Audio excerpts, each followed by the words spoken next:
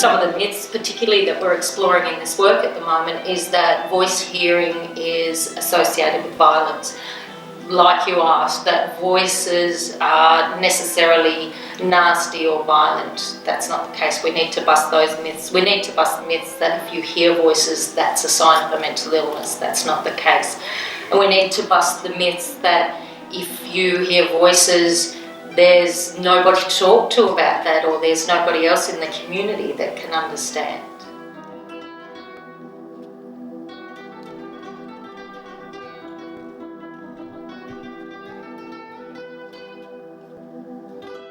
We've been working with an artistic director to develop some theatrical vignettes where the individuals themselves can explore what it's been like to have unusual experiences, what it's like to live with voices, and to explore what that's meant for their life, what it's meant as far as whether they've been diagnosed with a mental illness because of that, and is it connected? There's some of the questions that they're asking. The theme is around people's experience of their own mental health and their journey of recovery, and what are the stories they want to tell. If you thought somebody would listen, what would you like them to hear? Human beings are complex. People are not just their illness. People are not defined by their mental illness. Yes, they suffer in periods and they're on a journey of discovering what helps them live. How can they be happier? Aren't we all asking ourselves the same question? I hope this project helps to highlight that we all have parts to ourselves. We all play roles. We all experience conflict. How do we deal with trauma and suffering in our life, and how does that manifest? And what are voices in the head?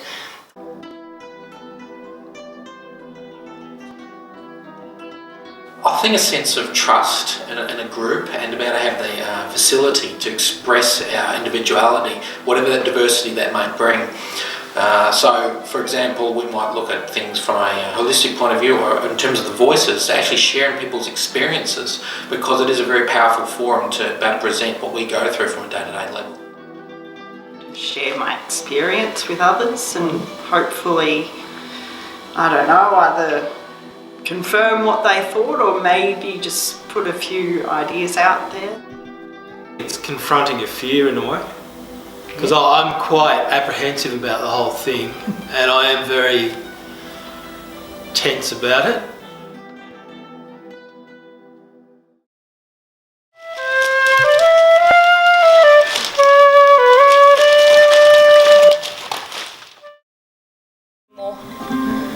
I call it waking up. You know that feeling of going for a nap and suddenly you're jerking awake? Well, it's like that, only you're not where you started, you're not in bed, you're not on your lounge, you're somewhere else and you don't know where you are. Confusing, confronting and scary as hell.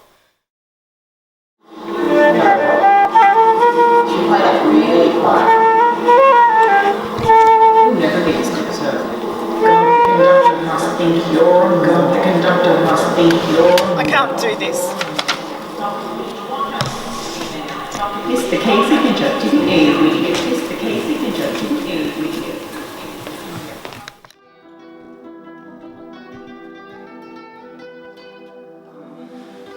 Being able to articulate my own story and what I would like the audience to know about voice hearing.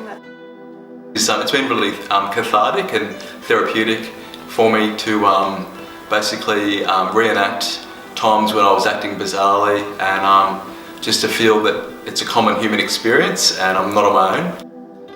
I feel more connected. You don't really get much of an opportunity to get help to reflect on everything as a whole. So it feels like I'm, finally sort of piecing things together about my experience over, quite a few years. In the back of my mind, I thought if I run away from this, I'll be running away for the rest of my life as well. People reckon I'm down on myself and I'm negative and stuff, but I have to give myself a pat on the back for you're right, Dave. thought what I did was truly courageous. Yeah, I love it.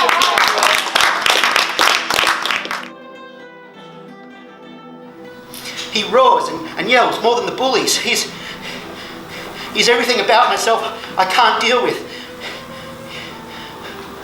And rather than running from the fear of the voice, I've learned to listen and talk back, like weaving, pulling something out of nothing, to see it, hear it, feel it, whispering in the breeze.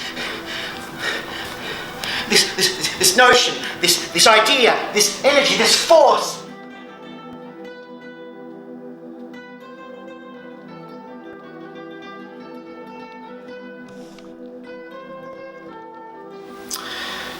I'm always about this. I think people need to assess themselves and say, what gets me up in the morning? What meaning does life have for me? What do I get up for? What do I do in life? What am I here for? Safe is a big one. You're capable of doing the things that you used to be able to do, but you had to sort of give up or didn't think you were capable of doing it. A process. And it can be come and go, it can be wary, but it is a process and it is possible.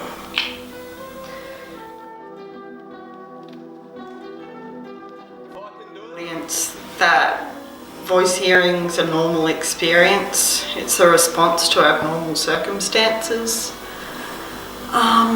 It's not always a negative experience, that it can be really positive and you can learn heaps from it. I suppose in my experience, my voices I've learned are there to protect me, and they hold really valuable information about my life. So one of the main things is that not everybody fits into a neat little diagnosis box. Most people actually don't. But again, medication isn't the only answer. It takes time. You're not going to take one pill and get better. Important message is about judgment, not to judge others. I think it's basically and labels as well. Like giving people labels, I don't think it's really helpful. So I just don't think it's helpful at all. Beautiful. Yeah. Thanks so No much. worries. Thanks, Ross. I've learned that my voices are not real, but they can be helpful. And I don't think the medication can completely get rid of them. For me, it's all about taking those thoughts captive. There's not too much romance between me and the voice. In the end, I'm trusting it all will go. I've learned that it's a journey, that it's not all uphill. My voices came to protect me when I couldn't protect myself. It is a relationship and I have learned to live with them. I've learned that I'm the expert on me and my voices are a part of me. These friends are my teachers, and now when I feel anxious or afraid, I can ask, who in me feels that way? And then I know who needs my love. I don't want to be defined by my illness or by anxiety. I was just thinking I'd like to see things through to the end and not give up even though I might feel like it, and to step out into the sunshine again. Thanks.